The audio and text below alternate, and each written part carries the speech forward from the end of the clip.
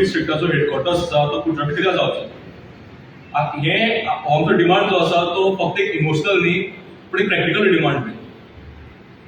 आमचे कडेन study based demand आसा की कुडचडे शूड बी द हेडक्वॉर्टर्स.